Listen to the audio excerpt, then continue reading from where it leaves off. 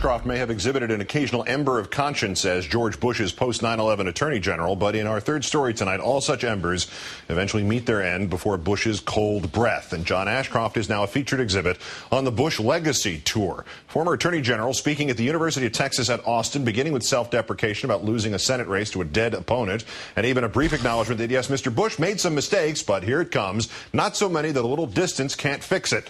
Telling the audience, quote, "I think history will be very kind to the former president." The chief architect of the Patriot Act then moved on to defending the Patriot Act that he largely authored, standing by his decisions, quote, "I don't have a mark on my conscience." Well, no conscience, no marks, as was discovered during the question and answer session. There are things that you could call waterboarding that I am firmly convinced are not torture. There are things that that you could call waterboarding that might be torture. And the point that ought to be understood is that throwing a term around recklessly for its emotional content doesn't really get you anywhere. Joining me now, White House counsel under President Nixon and author of Worse Than Watergate and Broken Government, John Dean. John, good evening.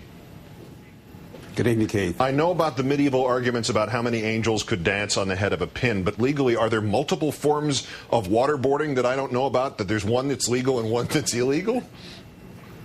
I don't think so. I think waterboarding is waterboarding.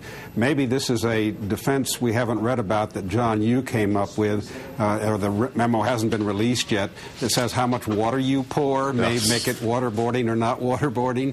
But this is pretty silly, actually. So Mr. Ashcroft also said he does not have a mark on his conscience. Clearly somebody is not trying hard enough. Is it him or is it us?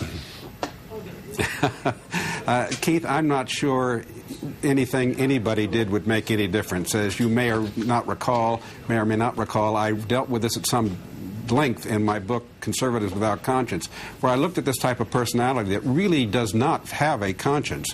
When they do actions, they get so wrapped up in their own self-justification and belief in what they're doing is right that they just don't see anything about it being wrong. And I think we have with Ashcroft a prototypical authoritarian conservative type, and that's why he has no conscience about this. Touching on that and that really disturbing but informative book that you wrote, does this extend even to factual, easily disproved factual mistakes? As an example, this other quote from Ashcroft last night, "I don't know of anybody who says that the president shouldn't have any authority to declare war."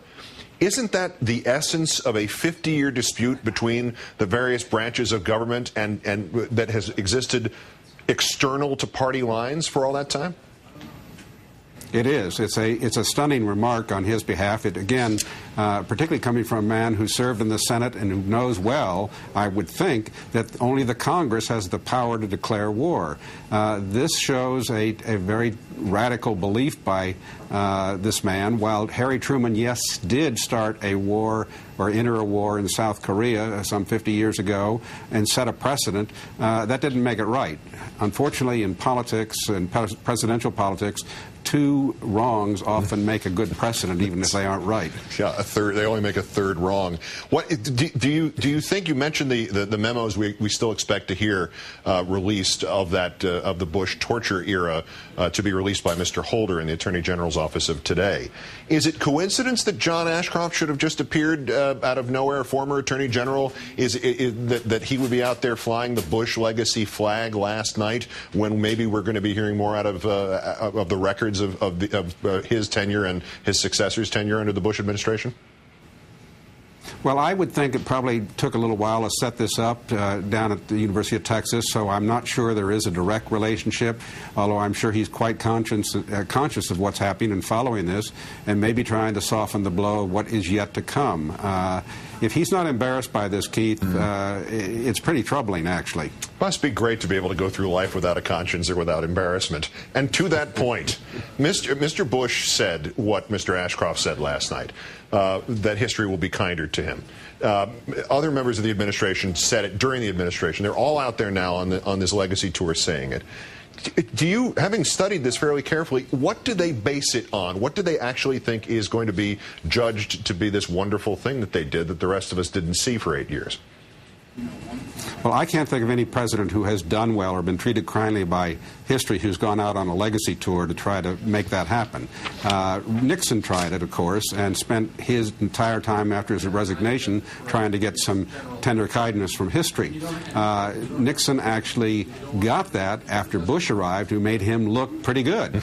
I hope we don't have to get Bush looking good by getting something worse that will indeed be a very painful experience for the country if that has to happen. Yeah, if there's a worst, it's also the last president of the United States. John Dean, the author of Worse Than Watergate, Broken Government, and as he mentioned, Conservatives Without Conscience, which is just a terrifying but, again, necessary book. Thanks as always, John. Thank you, Keith.